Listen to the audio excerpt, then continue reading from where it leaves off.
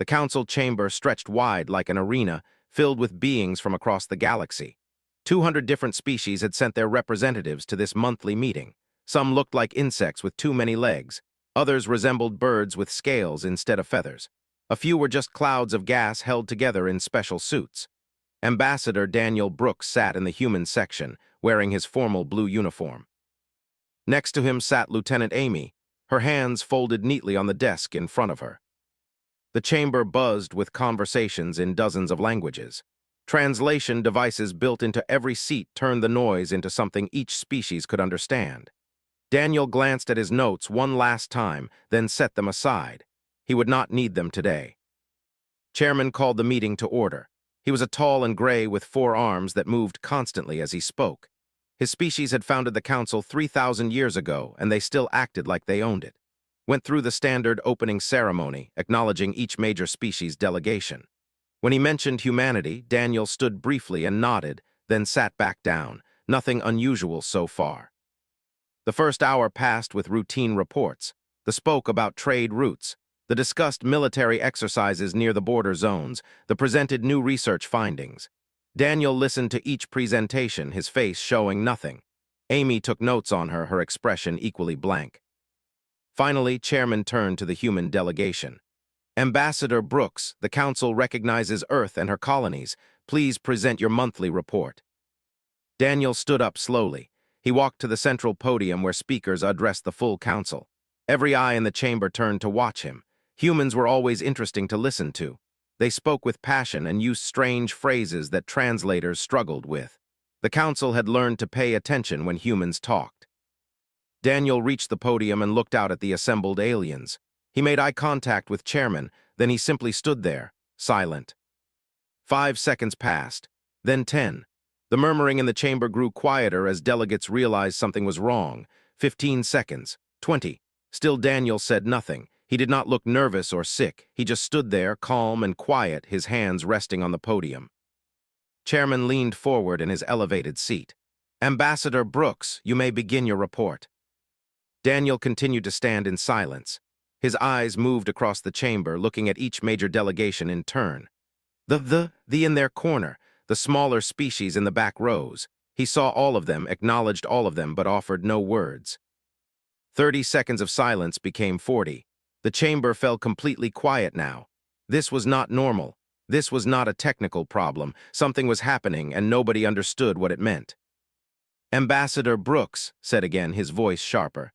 The Council is waiting for your report. Daniel took one long breath, then turned and walked back to his seat. He sat down next to Amy. Neither human spoke. Neither human looked concerned. They simply sat there like they had completed their task perfectly. The chamber erupted in confused noise. A delegate named or jumped to his feet, his wings buzzing in agitation. What is the meaning of this? Is this some human joke, some cultural display we are not aware of? Daniel did not respond. Amy did not respond. They sat quietly while the Council argued about what had just happened. Chairman raised 2 of his 4 arms, calling for order. Is there a technical issue with the human translation devices? Medical officer, please check the human delegation. A small being that looked like a floating jellyfish drifted over to the human seats. It ran scanners over both Daniel and Amy, checking their health and their equipment. After a full minute, it reported back to the chairman. They are completely healthy. All biological functions are normal. Their translation devices work perfectly. There is no medical or technical reason for their silence. His face showed confusion and growing anger. Ambassador Brooks, the Council requires an explanation for this behavior. Daniel reached into his jacket and pulled out a small card. He placed it on the desk where the chairman could see it through the chamber's display system. The card had simple text written on it. Humanity has nothing to say to this council at this time. The chamber exploded in noise again. Delegates shouted questions in 100 different languages. Some demanded punishment for this insult. Others asked if Earth was declaring some kind of protest. A few simply looked shocked that humans would do something so unprecedented. Chairman stood up fully now, all 4 arms spread wide. This is unacceptable. Ambassador Brooks, you will explain yourself immediately or face sanctions. Daniel pulled out another card and held it up. Our silence speaks for itself. Then both humans stood up, gathered their materials, and walked toward the exit. Amy moved first, with Daniel following one step behind. They walked at a normal pace, not hurrying, not looking back. Dozens of delegates called out to them, but neither human turned around. The massive doors of the council chamber closed behind them with a heavy sound that echoed through the arena. For a moment, the entire chamber sat in stunned silence. Then everyone started talking at once. Ortha buzzed his wings hard enough to lift him a few inches off his seat.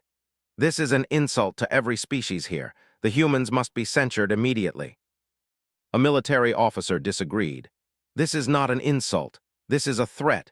Humans do not act without purpose. When they change their behavior this dramatically, it means something dangerous is coming. The ambassador, a being named whose species was known for wisdom, raised a delicate hand. Perhaps we should consider why they have gone silent rather than simply reacting with anger. Slammed one of his hands on his desk. The council will not be disrespected this way. I am forming a task force immediately to investigate this situation. Ambassador, you will lead it. Find out what the humans want and why they think silence is an appropriate way to communicate with this body. He looked around the chamber at all the worried and angry faces. Let me be clear to all delegates. Humanity controls significant military resources. Their economy influences half the trade routes in council space. Their scientists lead in dozens of research fields. If they have decided to stop cooperating with us, this is not just an insult. It is a crisis. We need to understand what is happening before this situation gets worse. The meeting continued for another hour, but nobody could focus on normal business. Every species wanted to discuss the human silence. Some suggested sending envoys to Earth. Others proposed economic pressure. A few even mentioned military options, though those were quickly shouted down. When the meeting finally ended, delegates scattered to their ships and offices to send urgent messages home. The human silence was already spreading across council space faster than any ship could travel. On the human diplomatic vessel orbiting the council station, Daniel and Amy removed their formal uniforms and changed into comfortable clothes. The crew gathered around them, waiting for orders. Daniel's first words since leaving the chamber were calm and satisfied. Phase 1 is complete. Let them wonder, let them worry, let them realize what they have lost. Amy pulled up a star chart showing human ships and stations across council space. Every human delegation has been. From this moment forward, we speak to our friends, we speak to our allies, we speak to anyone who wants to trade or share research. But we do not speak to the council. Not one word until they understand what they did wrong. A young crew member looked nervous. Sir, what if they decide to use force against us? Daniel smiled without humor. Then they will learn another lesson about humanity, that we can fight just as effectively in silence as we can with words. But I do not think it will come to that. The council is used to solving problems with debate and discussion. We have just removed their favorite tool. Now we see how long it takes them to figure out why. He walked to the window and looked out at the council station, a massive structure that housed the government of 200 species. Somewhere in there they are panicking. They are arguing. They are trying to understand. Good, let them work for it. Maybe then they will appreciate what they had when we were willing to speak freely. The ship detached from the station and turned toward Earth. Inside the council chamber, Chairman sat alone, staring at the empty human seats and wondering what he had done to make humanity stop talking. 3 days had passed since the humans stopped speaking in the council chamber. Ambassador stood in his office reviewing reports from across council space. His species, were known for their patience and wisdom. Chairman had chosen him to lead the investigation into human behavior, because could look at problems without getting emotional about them. The reports on his desk confused him. Every single one said the same strange thing. Humans were talking everywhere except in council meetings. He pulled up the first report. A trader named had visited a human market station near the border zones. He reported that human merchants spoke freely, haggling over prices and joking with their customers. They showed no signs of being unable to talk. When asked them about the council's silence, they just smiled and said business was business. The second report came from a research station where humans and scientists worked together on energy shield technology. The human scientists chatted normally with their alien colleagues. They shared lunch, discussed their experiments, and even complained about their supervisor just like always. But when a council representative arrived to ask about the silence, Every human in the station suddenly refused to discuss council matters. Found this pattern in every report. Human military officers still coordinated with Allied forces during joint defense exercises. Human teachers still worked in exchange programs on alien worlds. Human doctors still treated patients in council hospitals. They spoke freely about everything except the council itself. He decided to investigate personally. His ship traveled to a human defense station called Frontier, where Commander Lisa Hamilton was in charge. Had met Lisa before during a joint training exercise. She was professional, friendly, and always happy to talk about military tactics. When arrived at the station, Lisa greeted him warmly. "Ambassador, welcome to Frontier. It has been too long since your last visit. Please come to my office." They walked through the station's corridors. Human crew members saluted as they passed. Everything seemed normal. In Lisa's office, she offered him a seat and asked if he wanted anything to drink. "I am here to ask about the council situation," said carefully. "Can you explain why humanity has stopped speaking in council sessions?" Lisa's friendly smile did not change, but something in her eyes went distant. "We have not stopped speaking, Ambassador. We are having a conversation right now." "You know what I mean." Ambassador Brooks and every other human representative refused to speak in official council meetings. "That is correct," Lisa agreed. "We have nothing to say to the council at this time." "But why? What happened? What does the council need to do to restore communication?" Lisa stood and walked to her window. Outside, human warships moved in formation around the station. "Ambassador, you are a wise being. I think you already know the answer to that question. The council knows what it did. When the council is ready to face that truth, humanity will speak again." Tried several more approaches, but Lisa remained polite and silent on council matters. She would talk about anything else. Military readiness, trade agreements, even personal topics. But the moment he mentioned the council, she gave the same response. "We have nothing to say at this time." He left the station frustrated but also impressed. This was clearly coordinated. Every human in council space had received the same instructions and was following them perfectly. Back on the council station, presented his findings to chairman and the emergency committee. The chamber was smaller than the main council hall, but it still held representatives from the major species. Or buzzed impatiently in his seat. The military commander, a veteran named, watched with suspicious eyes. The representative, a sleek being called Praxis, looked annoyed. "The pattern is clear," explained. "Humans speak freely in all contexts except official council business. This is not a medical condition. This is not a cultural misunderstanding. This is a deliberate political strategy." "Then we should respond with political pressure," or insisted. "Sanctions, trade restrictions, show them they cannot treat the council this way." Shook his head. "That would be a mistake. Human military forces are the strongest in council space if we push them into open conflict, many species will suffer." Praxis, the representative, spoke quietly. "Perhaps we should ask ourselves what message they are trying to send. Humans are known for their directness. If they wanted war, they would declare war. This silence means something else." Looked tired. He had not slept well since the humans left the council chamber. "Ambassador, what is your assessment?" Chose his words carefully. "Humans are not silent because they cannot speak. They are silent because they have decided we are not worth speaking to. The question we must ask ourselves is why." The room fell quiet. Nobody wanted to admit that possibility. The Galactic Council had existed for thousands of years. It was the center of civilization, the place where disputes were solved and laws were made. The idea that any species would simply decide the council was not worth engaging with was deeply troubling. "That is ridiculous," or buzzed. "Every species needs the council. Without it, there would be chaos." "Would there?" asked. "Humans have maintained all their normal activities. Trade continues. Research continues. Military alliances continue. The only thing that has stopped is their participation in council debates. Perhaps they have decided they do not need us as much as we need them." Stood up, his 4 arms moving in agitation. "This is unacceptable. I will send a formal request to the human government for an official explanation. They must answer to the council." 2 days later, the human government responded. The message was brief. It contained only one sentence. "Our representatives have been instructed to remain silent until conditions change." Until conditions change, repeated, reading the message for the 10th time. What conditions? What do they want us to change?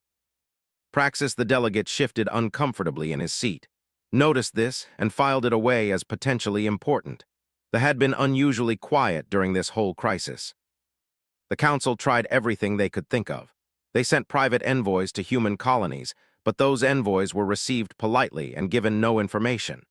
They offered to hold special sessions dedicated to human concerns, but human delegates attended those sessions and said nothing. They even tried appealing to individual humans who had alien friends, but every single human refused to discuss council business. It was the most frustrating situation any of them had ever faced. The council had dealt with wars, trade disputes, and territorial conflicts. They knew how to handle threats and negotiations, but they had no procedures for dealing with a species that simply stopped participating. Meanwhile, something else was happening that made the situation worse. An intelligence officer named Vex discovered that human communications between Earth and various human colonies had increased dramatically. Encrypted messages flew back and forth constantly. The encryption was too strong to break, but the sheer volume suggested humans were coordinating something big. Vex presented his findings to the emergency committee. They are planning something. The message traffic is 10 times normal levels. Whatever the humans are doing, it involves all their colonies and stations. Could it be military preparation? Asked, his warrior instincts showing. Possibly, but their military forces have not changed alert status. Their ships maintain normal patrol routes. If this is military planning, it is unlike anything we have seen before. Or's wings buzzed rapidly. I told you this was a threat. The humans are organizing against us. But was not convinced. If humans wanted to threaten us, they would do it openly. They do not hide their military strength. This is something else, something we are not understanding. The emergency committee met every day for a week. They reviewed every interaction with humanity over the past year, looking for clues. They analyzed trade data, military exercises, research projects, everything. Slowly, patterns began to emerge. 6 months ago, a human diplomat named Morgan had presented evidence to the full council. The evidence showed that the species was enslaving populations of a species that had not yet developed space travel. The evidence had been strong. Videos, testimony, economic records, everything pointed to systematic exploitation. The council had acknowledged the evidence but voted against intervention. They cited the principle of commercial sovereignty, which protected established species business interests in unclaimed territories, had argued passionately that there were intelligent beings who deserved protection. Chairman had dismissed her concerns, saying that developing species often served useful roles in galactic commerce. The council had then voted to censure for inflammatory rhetoric. They had demanded an apology from humanity for disrupting council harmony. Earth had recalled immediately, and the matter had been closed. Or so everyone thought. Reviewed the records of that session late into the night. He watched the video of presentation. She had not been angry or emotional. She had been calm and professional, presenting facts and asking for justice. The council had treated her like she was causing problems instead of reporting them. He remembered something Commander Lisa had said. The council knows what it did. In the morning, requested a private meeting with chairman. In the chairman's office, with no other delegates present, spoke plainly. I believe I understand the human silence. 6 months ago, we dismissed evidence of slavery because it was inconvenient. We censured the human who brought us truth because we did not want to hear it. The humans have not stopped speaking because they are angry. They have stopped speaking because they have concluded their words have no value in this council. Sat heavily in his chair. You think this is about the situation? I think this is about respect, about being heard, about the council actually acting on evidence instead of ignoring it for political convenience. While we have been trying to make humans talk, we should have been asking ourselves why they stopped. Outside the window, a human diplomatic ship passed by the station. Its running lights glowed steady and calm. Inside that ship, humans were watching and waiting, saying nothing, while the council finally began to understand the price of ignoring truth. Ambassador Daniel Brooks sat in a secure conference room on the human colony world of New Terra. Around the table sat 15 other human representatives from various colonies and diplomatic posts. They had gathered to review the progress of their silent strategy. Through the window, New Terra's twin moons cast silver light across the city below. "The Council is starting to understand," Daniel said, reviewing reports on his. "Ambassador has figured out the connection to the situation. It is only a matter of time before others reach the same conclusion." Richardson, the human delegate from the outer colonies, nodded. "Our people are holding the line perfectly. Not one human has broken the silence in any official council setting, but we are getting pressure. Some of our alien friends are frustrated that we will not talk to them." "That is unfortunate but necessary," Amy replied. "If we make exceptions, the strategy falls apart. The Council must understand that silence is our only response until they address what they did." Daniel's mind drifted back 6 months to the day this all started. He had not been in the council chamber that day, but he had watched the recording so many times he felt like he had been there. Morgan had stood at the central podium, her voice steady as she presented her evidence. She had spent 3 months investigating reports of disappearances in the frontier zones. What she found was horrifying. They had established what they called commercial development zones around worlds. These zones were actually labor camps where we're forced to work in mines and factories. The evidence was overwhelming, showed videos of families being separated. She presented testimony from escaped workers who described brutal conditions. She displayed financial records showing the economy had grown rich from labor. Everything was documented and undeniable. The council had listened in uncomfortable silence. Then chairman had called for debate. The representative, Praxis, had argued that they were not advanced enough to be considered equals. They had no space travel, no unified government, no representation in council affairs. By council law, their worlds fell under the category of unclaimed territory where any species could establish commercial operations. Several other species had supported this interpretation. They had pointed out that many species used less developed populations for labor. They had argued that interference would set a dangerous precedent. One by one, delegates had found reasons to avoid the uncomfortable truth that slavery was happening under council oversight. Had listened to all of this, her face growing more shocked with each speech. Finally, she had spoken again, her voice shaking with controlled anger. "This council was founded on principles of justice and cooperation. You are telling me that those principles do not apply to beings who cannot defend themselves. That intelligence and feeling mean nothing if a species has not yet invented faster-than-light travel. They are people. They have families. They have culture. They have rights. And you are allowing them to be enslaved because it is commercially convenient." Chairman had warned her to control her tone. He reminded her that council proceedings required diplomatic language and respect for all positions. When refused to apologize for calling slavery by its name, called a vote to censure her for inflammatory rhetoric. The vote had passed. 70% of the council had voted to officially reprimand for disrupting council harmony. They then voted on her proposal to protect the. That vote failed. 65% voted against intervention, citing commercial sovereignty and non-interference in unclaimed territories. Earth's government had recalled immediately. Daniel remembered the emergency meeting where human ambassadors from across council space gathered to discuss the situation. They had all been furious, but more than that, they had been disappointed. Humanity had believed the council stood for something better than this. President Brandon Cole had made the final decision. He was a quiet man who rarely raised his voice, but his words that day had been sharp as knives.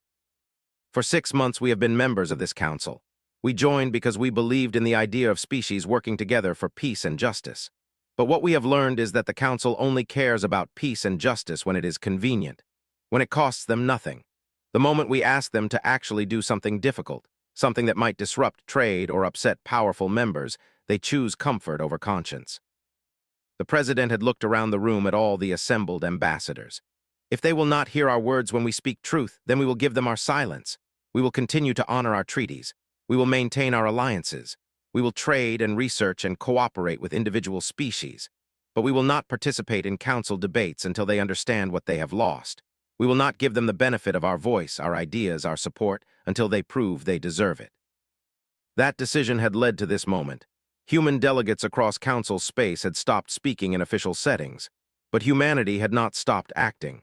While maintaining their silence, humans had begun quietly protecting the. Human cargo ships started experiencing navigation errors that brought them near worlds. When they arrived, They offered technology, medicine, and education to communities. Human corporations established what they called humanitarian zones around several planets, claiming the space for research purposes. Inside these zones, they found it impossible to operate their slave labor camps. Human military vessels began conducting extensive training exercises in frontier space. They were not looking for fights, but their presence made slave raids much more difficult. Ships carrying captured kept running into human patrols that would politely but firmly escort them out of the area. The best part was that none of this technically violated any council laws. Humans were simply exercising their rights to travel, trade, and conduct military training in unclaimed space. If this happened to disrupt operations, well, space was a crowded place. Daniel pulled himself back to the present. "They are getting desperate," he said to the assembled representatives. "They have filed 17 formal complaints with the council about our interference in their commercial operations." Laughed, and the council cannot do anything about it because we are not participating in council proceedings. They cannot sanction us for actions we will not defend or explain. It is beautiful. It is also risky, Amy warned. They might decide to take direct action against us if they feel the council will not protect them. "Let them try," another delegate said. "Our ships are more advanced and our crews are better trained. If they want to escalate this to military confrontation, they will lose badly." Daniel held up a hand. "We are not looking for war, we are looking for justice. If they attack us, we will defend ourselves, but our goal is to protect thee and force the council to recognize them as a protected species. Everything else is secondary." Back on the council station, Chairman faced his own crisis. The emergency committee had grown to include representatives from 50 species. Everyone wanted to understand the human silence. Everyone had opinions about what it meant and what to do about it. The representative praxis was the loudest voice demanding action. The humans are interfering with legitimate commerce in frontier space. They claim to be conducting research and training, but their real purpose is to disrupt our operations. The council must order them to cease these activities immediately. The commander pointed out the obvious problem. How do we order them to do anything when they will not speak to us? We cannot hold a hearing if one party refuses to participate. "Then we sanction them without a hearing," Orr suggested. "Make it clear there are consequences for this behavior." Had been quiet through most of the debate, but now he spoke up. "Sanctions will not work. Human economy is too integrated with council trade. If we sanction them, we hurt ourselves as much as we hurt humanity. More importantly, sanctions will prove to humans that we respond to inconvenient truth with punishment. That is exactly what they are accusing us of doing." Looked around the room.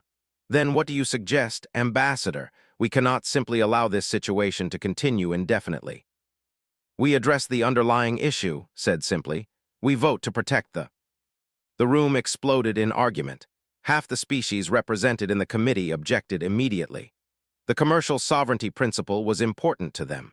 Many had their own operations in unclaimed territories that they did not want examined too closely. But persisted.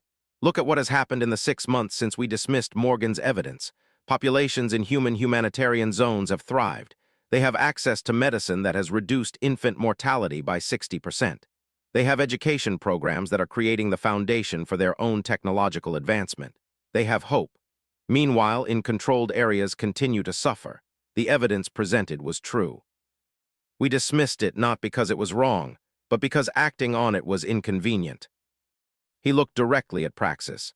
They knew they were enslaving intelligent beings. They simply did not care because the council let them get away with it.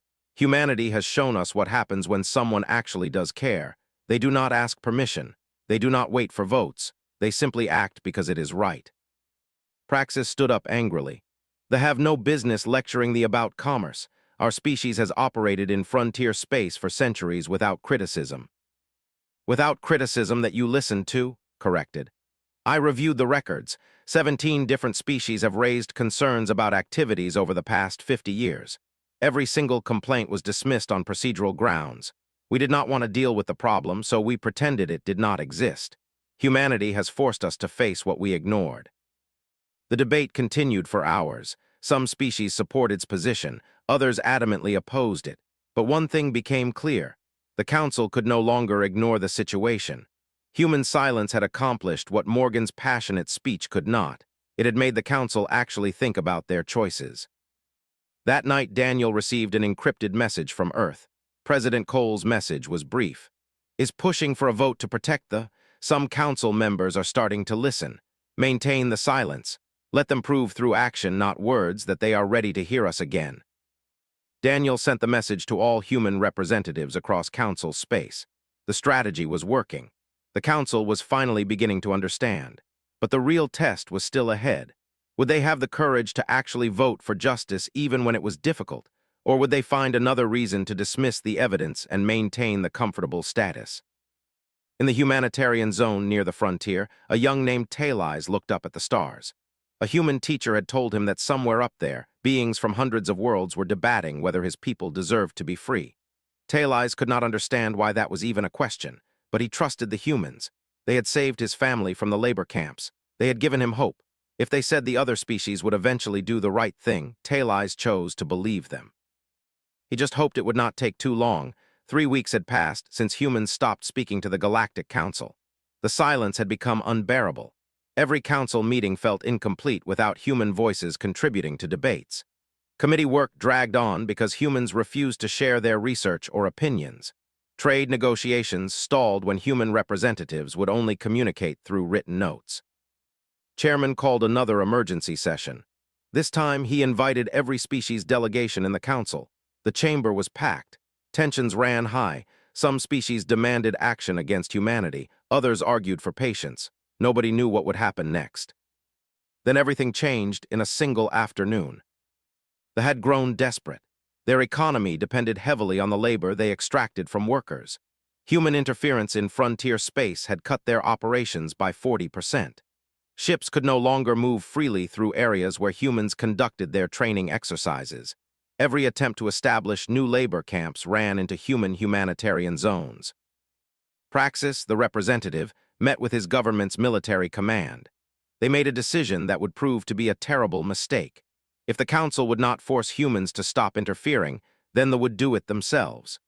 They assembled a military force of 15 warships and sent them to reclaim what they called their property from a humanitarian zone. Commander Lisa Hamilton received the alert on her defense station Frontier. Ships were approaching at combat speed, their weapons charged and shields raised. They were heading straight for a station where 3,000 refugees lived under human protection. Lisa immediately ordered her ships into defensive positions. 5 human cruisers moved to intercept the fleet. They formed a wall between the attackers and the refugee station. Lisa opened a communication channel to the commander. But she said nothing. She simply transmitted her ship positions and weapon locks, showing that any attack would be met with immediate response. The message was clear even without words: you will not pass. The commander, a career officer named, had expected negotiations. He had expected the humans to at least talk to him, to ask what he wanted, to try diplomacy. Instead, he got silence and a wall of warships. Human vessels, this is commander of the defense fleet. We are here to reclaim property that you are illegally holding. Stand aside or be classified as hostile. Silence, the human ships adjusted their positions slightly, tightening their formation. Their weapons remained locked on the vessels. Tried again. Commander Hamilton, I know you are receiving this transmission. Respond immediately. More silence.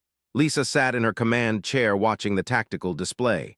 Her weapons officer looked at her questioningly. She shook her head. Not yet. Let them make the choice. This is your final warning, broadcast. Move aside or we will open fire. The human ships did not move. They maintained their position between the fleet and the refugee station. 3,000 lives depended on them holding this line. Lisa knew that if she spoke now, if she engaged in negotiations, they might claim some legal ground for their actions. But if she remained silent and they attacked first, then every species in council space would see who the real aggressor was. Made his choice. He ordered his ships to advance. When the human vessels still did not move, he gave the command to fire warning shots near the human positions. That was the moment Lisa had been waiting for. They had fired first. They had made themselves the attackers. Now humanity would respond and the galaxy would watch. All ships, Lisa said calmly to her fleet. Disable them, weapons only, no casualties if possible. Human weapons technology was more advanced than most species realized. While other civilizations focused on building bigger guns, humans had perfected precision targeting. Lisa's ships opened fire with weapons designed to disable rather than destroy. The battle lasted 7 minutes. Human targeting computers identified the engine systems on every ship and hit them with focused energy beams. The shields held for a few seconds, then collapsed under the sustained fire. One by one, vessels lost power to their engines. Their weapons went offline. Their shields failed. Not a single crew member died. Their life support remained intact. Their hulls were not breached, but their ships floated dead in space, completely helpless. Commander sat in his darkened bridge, emergency lights flickering around him. He had never seen combat efficiency like that. The humans had surgically removed his fleet's ability to fight without causing any casualties. It was humiliating and terrifying at the same time. A human tow ship approached each disabled vessel. They attached towing cables and began dragging them toward neutral space. Lisa sent a single text message to the humanitarian zone remains humanitarian. Attempt to change that again at your peril. Then she returned to silence. News of the battle spread across Council space faster than any ship could travel. Within hours, every species knew what had happened. They had attacked human forces and been defeated without losing a single life. The surgical precision of the human response impressed military commanders and frightened politicians across the galaxy. Chairman called an emergency council session. This time, attendance was mandatory. Every single species sent their highest-ranking available representative. The fate of the council itself might be decided in the next few hours. The chamber buzzed with anxious conversations as delegates filed in. The human delegation arrived last. Daniel, Brooks, and Amy walked to their seats with calm expressions. They sat down, folded their hands, and waited. Called the session to order. This council faces a crisis.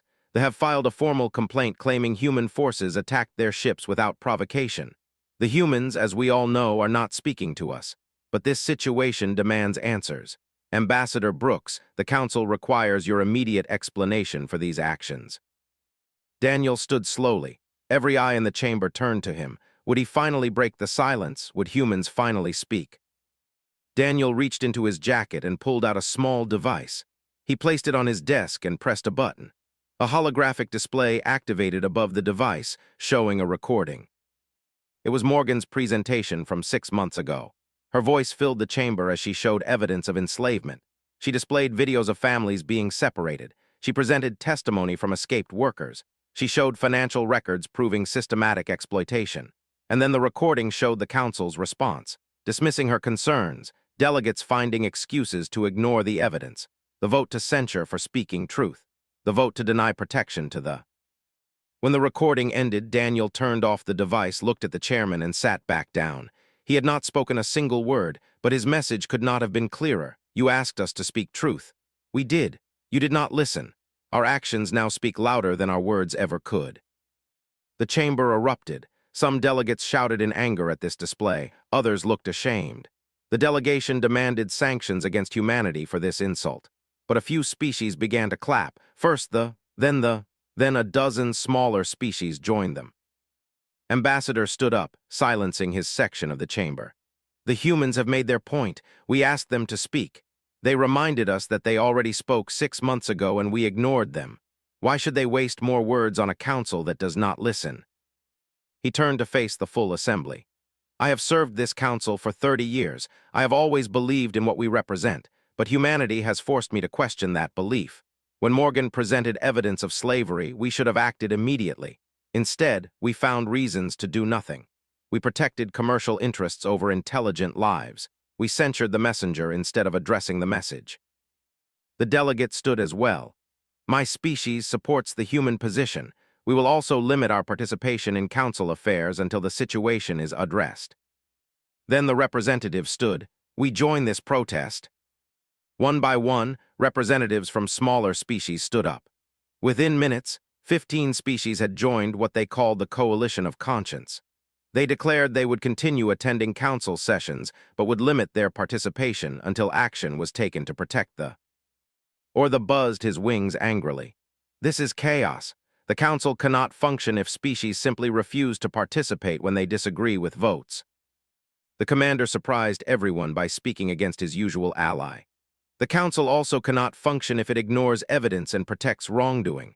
The humans have shown us that sometimes silence is more powerful than speech. They are not threatening war. They are not breaking treaties. They are simply refusing to legitimize a council that will not uphold justice. Praxis, the delegate, stood to defend his species. The situation is a matter of commercial law. They have followed all proper procedures for establishing operations in unclaimed territory. "They are not territory," Daniel Brooks said. The chamber went completely silent. It was the first time a human had spoken in the council chamber in nearly a month. Every delegate held their breath, waiting to hear what else he would say. But Daniel sat back down, offering nothing more. Those 5 words hung in the air. "They are not territory." It was a simple statement of fact that the council had tried to ignore for too long. Chairman looked around the chamber at the chaos his council had become. He saw delegates arguing, species forming protest coalitions, and the delegation looking increasingly isolated. The council was fracturing right before his eyes. He made a decision. "I am calling for an immediate vote. The proposal is simple. They will be classified as a protected developing species. All commercial operations on their worlds will cease immediately. Any species found exploiting populations will face sanctions. Voting begins now." The chamber exploded in protest from some corners and cheers from others, but had made his choice. The council would finally address what they should have addressed 6 months ago. Whether humans would speak again depended on what happened next.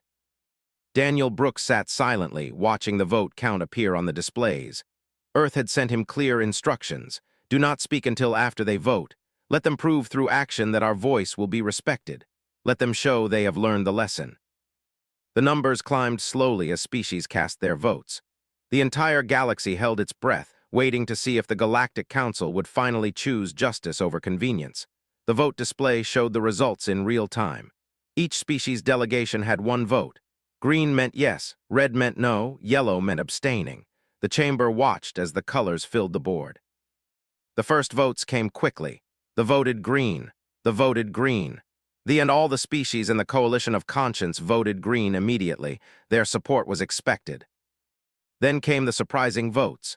The military commander voted green, breaking from his usual alliance with commercial interests. Several species known for supporting the also voted green, perhaps sensing which way the tide was turning. The naturally voted red. The voted red as well, or buzzed angrily in his seat as his vote appeared. A few other species joined them, mostly those with their own operations in unclaimed territories. But the green votes kept coming. Species that had voted against protection 6 months ago were now voting for it. Some probably voted out of genuine conscience. Others voted because they feared being on the wrong side of history. A few voted because they realized that opposing humanity was too costly. When the final vote was tallied, the result was clear. 136 species voted to protect the 42 voted against, 22 abstained. The measure had passed with 68% approval. The chamber erupted in mixed reactions. Some delegates celebrated, others sat in angry silence. All eyes turned to the human delegation. Ambassador Daniel Brooks stood up slowly. He walked to the central podium where speakers addressed the full council. For the first time in nearly a month, a human would speak from this place. The entire chamber held its breath. "We thank the council for this decision," Daniel began, his voice calm and measured. "We recognize it was not easy for many of you. Some voted from conscience. Some voted from practical concerns. Some voted simply because our silence made you uncomfortable. We accept all motivations because the result is what matters. The people will be protected." He paused and looked around the chamber. His eyes moved across the assembled species, seeing the relief on some faces and resentment on others. "However, humanity must be clear about what has happened here. We did not stop speaking because we were angry. We did not stop speaking to punish you. We stopped speaking because words without action are meaningless. This council demonstrated 6 months ago that it would not act on our words, no matter how true or how urgent those words might be." Amy stood and joined Daniel at the podium. "Humanity will fully resume participation in council affairs. We will contribute to debates. We will serve on committees. We will work with all species to advance the goals of peace and cooperation. But we will remember this lesson, and we trust the Council will remember it as well. She looked directly at Chairman. When any species presents evidence of injustice, that evidence must be heard, not dismissed for convenience, not buried in procedure, not ignored because acting on it might be difficult. The power of this council lies not in comfortable agreement, but in the courage to do what is right even when it costs something. Daniel spoke again. We do not claim moral superiority. Earth's own history is filled with shameful chapters. We have enslaved our own people. We have committed genocide. We have destroyed our environment. But we learned from those mistakes. We carry the shame of what we did wrong, and we try to do better. We believe this council can learn as well. Ambassador stood up in his section. Humanity has taught us something we had forgotten, that sometimes the moral voice must be loud, insistent, and unwilling to be silenced by procedure. We thank you for the reminder, Ambassador Brooks, even though your method was uncomfortable for all of us. Even the commander showed respect. My species values strength. We thought human silence was weakness, but you showed us that sometimes refusing to participate requires more strength than arguing. You held your position even when pressured, even when threatened. That is the kind of strength they understand and respect. Or the remained unconvinced. You manipulated this council with silence. You created a crisis to force the vote you wanted. This sets a dangerous precedent. Daniel turned to face the delegate. The crisis already existed. Intelligent beings were being enslaved. The only thing our silence did was make you pay attention to what you were already ignoring. If that makes you uncomfortable, perhaps examine why you needed to be forced to care about slavery. The chamber fell quiet at those words, or had no response. Chairman stood up, his 4 arms spread in a gesture of reconciliation. This has been a difficult period for the Council, but perhaps a necessary one. I am announcing the immediate formation of a new committee dedicated to protecting developing species. This committee will have authority to investigate exploitation and recommend action to the full Council. He looked at Daniel. Ambassador Brooks, would humanity accept a permanent seat on this committee? Daniel considered this carefully. With one condition, this committee must have real authority. It cannot be another place where evidence is presented and then forgotten. If we are to serve, it must be with the understanding that investigations will lead to action when wrongdoing is found. Nodded slowly. Agreed. The committee will report directly to the full council with recommendations that must be voted on within 30 days of submission. No more endless delays. Over the following weeks, the Galactic Council underwent changes that nobody had expected. The Coalition of Conscience maintained their coordination even after humans resumed speaking. Younger species found their voices heard more respectfully. Proposals for reform received serious consideration rather than automatic dismissal. The government fell into chaos. The economic loss from the labor supply combined with military humiliation triggered political upheaval.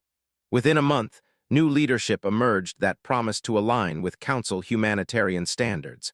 They began the long process of closing their labor camps and compensating families. Not everyone changed willingly. Some species grumbled about humans forcing their values on the Council. But those complaints grew quieter when other species pointed out that opposing slavery should not be considered a uniquely human value. On the colony world of New Terra, Morgan watched the council proceedings through a live transmission. Tears ran down her face as she saw the vote totals. The people she had tried so hard to protect were finally safe.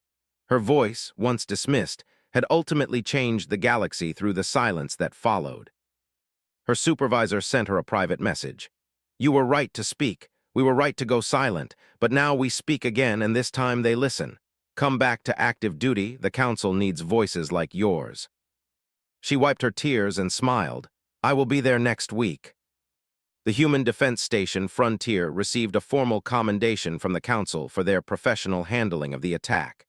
Commander Lisa Hamilton accepted the recognition, but privately told her crew what mattered more.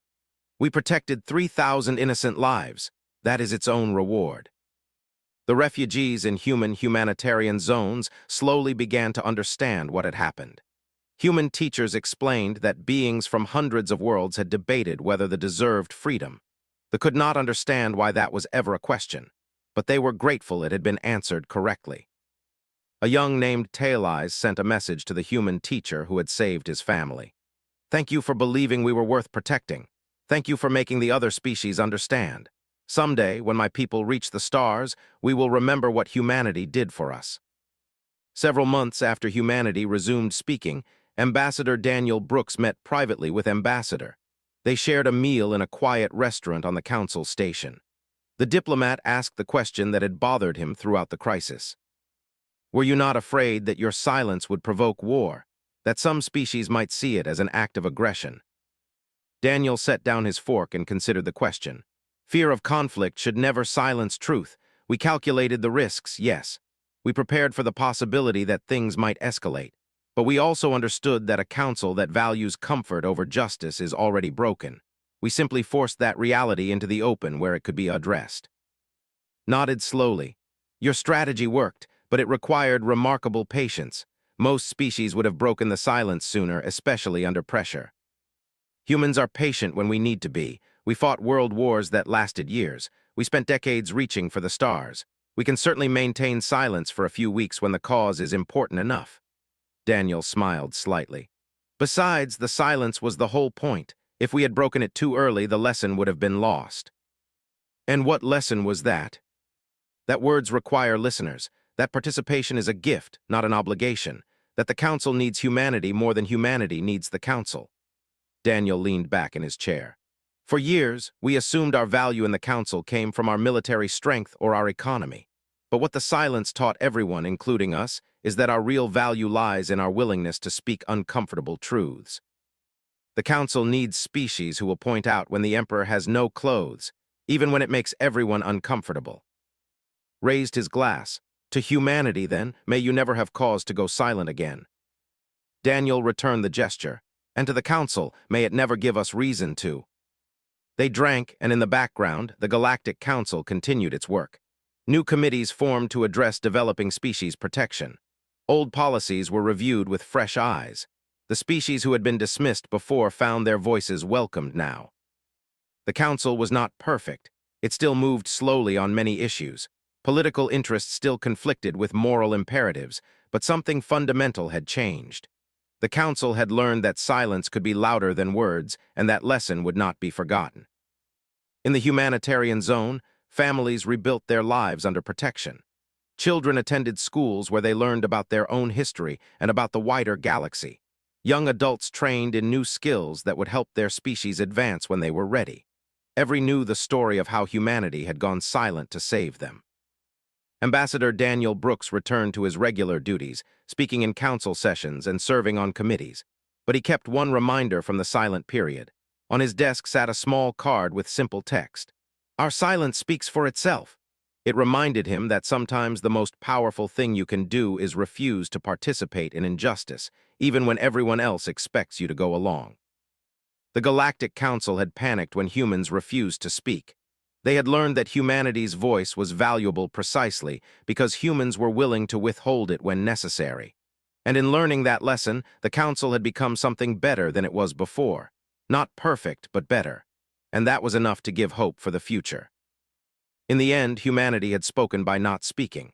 They had changed the galaxy by refusing to participate in its comfortable consensus. And when they finally broke their silence, their words carried weight they had never had before. Because now the council knew that human voices came with human principles. And those principles were not for sale, not for comfort, not for convenience, not for anything. That was the day the Galactic Council truly understood what it meant to have humanity as a member. Not as a junior partner who would follow along with whatever the established powers decided, but as an equal who would stand for what was right, even alone, even in silence, even when it cost them everything. And the galaxy was better for it.